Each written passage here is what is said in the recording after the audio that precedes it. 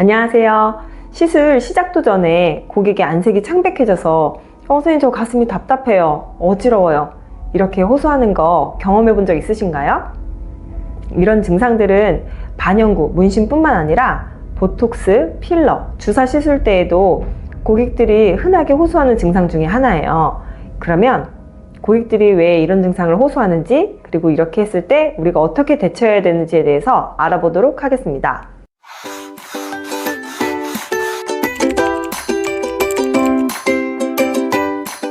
가장 먼저 고려해 볼 수 있는 건 미주신경성 실신인데요. 이 미주신경성 실신은 실신 중에서도 가장 흔한 유형이에요. 갑자기 고객이 신체적으로나 정신적으로 긴장했을 때 혈관이 확장되고 심박동이 느려지고, 이때 혈압이 낮아지면서 생기는 증상인데요. 뇌로 가는 혈류량이 많이 감소하게 되면 고객은 실신에 이르기까지 합니다. 하지만 대부분은 시술실에서 실신까지 가지는 않으시고요. 마치 기절할 것처럼 아찔한 증상을 호소하시곤 합니다. 고객이 안색이 창백해지고 가슴이 답답하다고 하고 어지러워하면서 식은땀을 흘리는 경우도 있어요. 그럼 이때 어떻게 해야 할까요?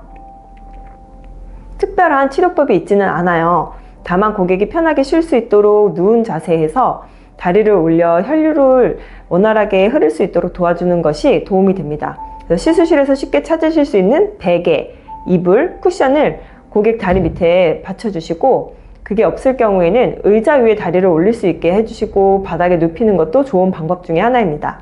두 번째는 과호흡이에요.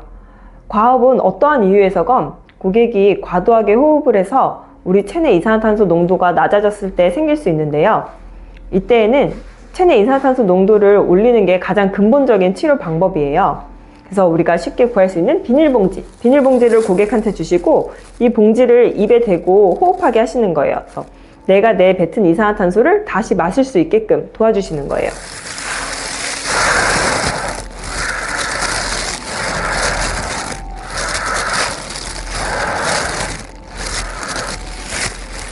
이때 우리는 옆에서 고객이 진정할 수 있도록 호흡 천천히 하세요, 괜찮으세요, 조금 더 편안하게 해보실게요, 편한 마음으로 호흡해 보실게요 라고 이렇게 호흡을 보조해 주시면 됩니다.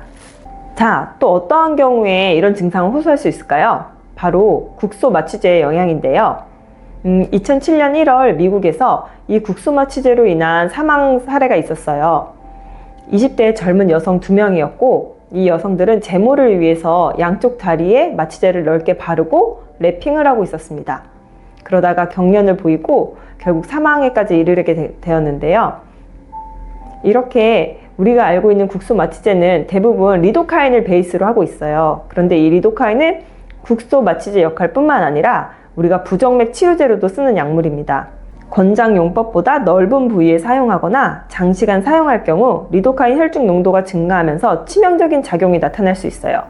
심혈관계 쪽으로는 혈압이 낮아지고 맥박이 이상이 생기고 호흡이 잘 안 될 수 있어요. 그러면 고객은 안면이 창백해지고 어지럽고 가슴이 답답하다고 할 거예요.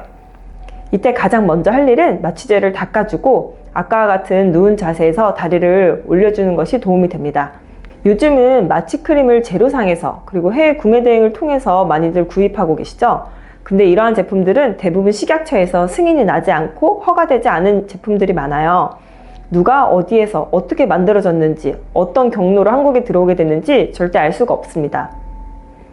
표지에 무슨 약물이 몇 %라고 이렇게 표기되어 있다고 해서 그걸 절대 믿을 수 없는 거죠. 제품에 그렇게 인쇄하는 건 누구나 할 수 있잖아요. 그래서 우리는 검증된 제품을 필요 최소량으로 올바른 용법과 용량을 지켜서 적용하는 것이 중요합니다. 또 문제가 생겼을 경우에는 오늘 알려드린 대처법을 활용해서 대처하셨으면 좋겠습니다. 감사합니다.